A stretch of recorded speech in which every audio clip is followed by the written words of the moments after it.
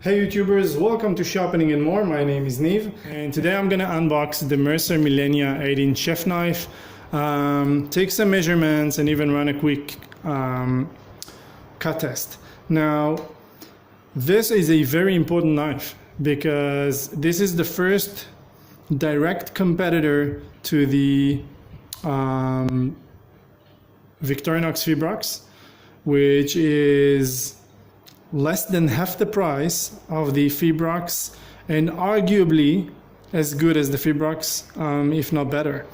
It's a stamped stainless steel high carbon chef knife. It goes around $15 US on Amazon, and I ordered one not because I need more knives, but actually to see what everyone is talking about. It has over 2,300 reviews on Amazon with an average score of 4.7 out of 5, which is amazing. So let's open the box and see what's inside. Now, I'm gonna say up front, I'm not a big fan of placing knives, sharp knives, in this kind of package, because just the unboxing could cut you very easily. Okay, so with no further ado, this is the knife. It has a solid weight. I was expecting it to be lighter. We're gonna scale it in a minute. The handle is very grippy. This part, the section in the middle, very thin layer of plastic. The rest of the handle, above it and below it, is actually a very grippy rubber, and it feels high quality, you know. Naturally, it's not a full tang knife, so it probably goes in around here, but I don't recall anyone blaming the Victorinox Fibrox for losing its handle, right? It weighs 178 grams. As I said, not very lightweight. I think it's heavier than the Fibrox, if I'm not mistaken. I don't own one. The cool thing about it is significant height. A little over 5 centimeters or 50 millimeters. It's way more than the average 8-inch chef knife. So you have a lot of clearance for the knuckles when you hold the knife.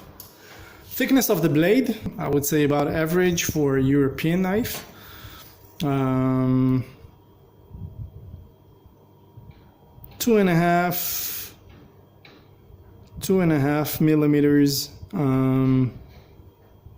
at the spine, at the base of the spine, and tapers down very gently. I would say that for majority of the knife it's around 2 millimeters, and then only at the tip, at the last maybe 2 inches of the tip, it gets really slim. Fit and finish is okay. You know, it's a rubber and plastic handle, so I don't expect magic. There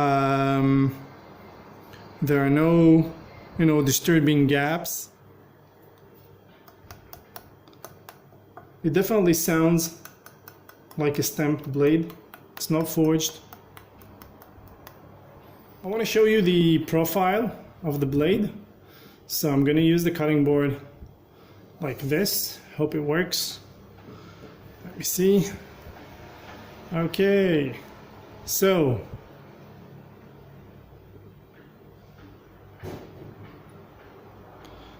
there are no real flat spots on the blade, but the first half is relatively flat, and you have a nice belly at the front half. Yep, so it's a classic rocker, but you can also, I guess, slice with it. We'll test it on a cucumber or something like that. I have a thin magazine paper here. Let's do a couple of tests. One is going to be just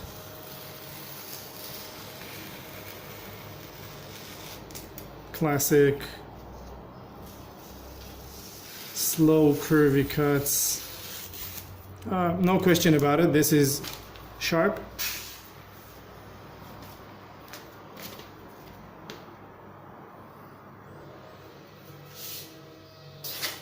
Yep. So it is quite sharp. Let's try and quickly cut this cucumber. Now usually if I'm trying to get, you know, like a coarse salad, what I'll do with the cucumber is this. And I felt it as I was cutting, it didn't cut all the way through because of this curve. So I would reevaluate my first estimation. This is probably not a superb slicer, but more of a rocking knife. So I should go like this, which is slower and, you know, less flashy, but a lot of people like to rock the knife, and it's actually the safest way to use a knife, you know, when it touches your knuckles, which are clawed, and the knife never leaves the board. So an onion. Usually what we do is do this horizontal slicing, and I can tell you it's not as easy as with a Japanese knife. That's where you feel the thickness of the European knife or the European style knife.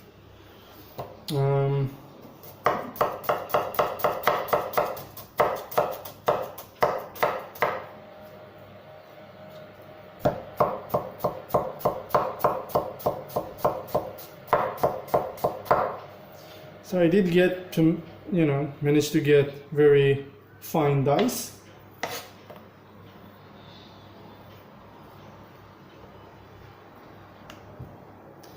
Let's run a quick comparison. Let's run a quick comparison to a Japanese knife. This is the Tojiro F332, I think. It's a Damascus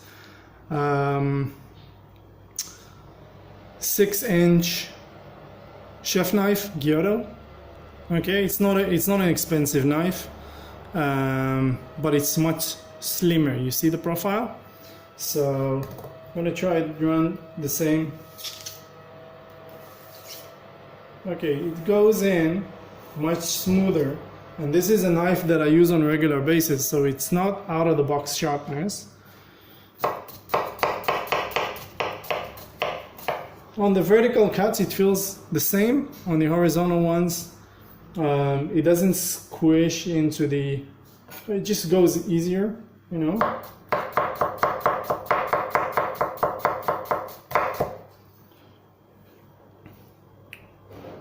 Overall, about the same result, just feels a little slimmer.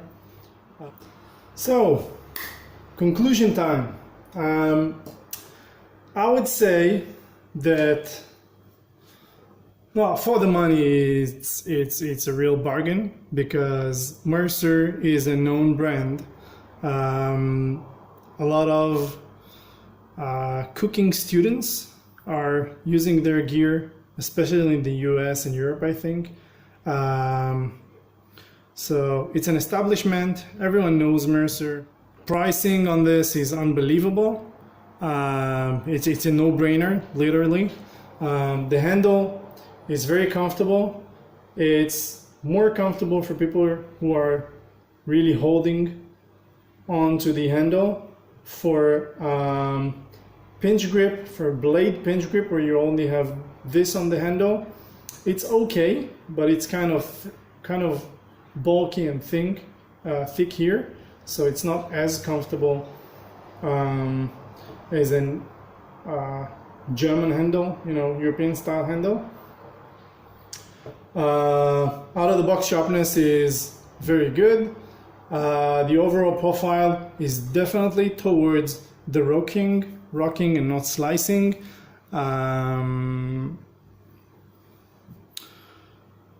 I've held a Fibrox before. I don't own one, but it feels the same. The steel, you know, I can only tell you when I use it for a long period, and then I can talk about edge retention and how solid it is, you know, is it bulletproof or not. Other than that, I hope you enjoyed my review. If you did, please like it. And if you want to stay tuned on more unboxing and reviews, and please subscribe. Thank you so much.